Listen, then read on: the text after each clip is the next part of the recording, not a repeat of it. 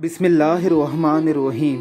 काबा शरीफ और मस्जिद नबवी पर अनवार और तजल्लियात की बारिशें तो हर वक्त ही होती रहती हैं। अहले तसव्वुफ़ और अहले दिल जानते हैं कि हरमे काबा में बैठकर आंखें बंद करके रजू इल्लल्लाह करने वालों को क्या मिलता है।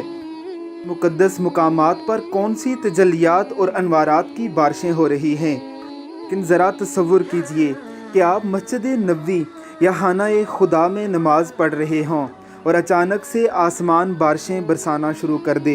वो बारिश जिसके हर कतरे के साथ एक रहमत का फरिश्ता उतरता है और उसे ज़मीन तक छोड़ कर जाता है।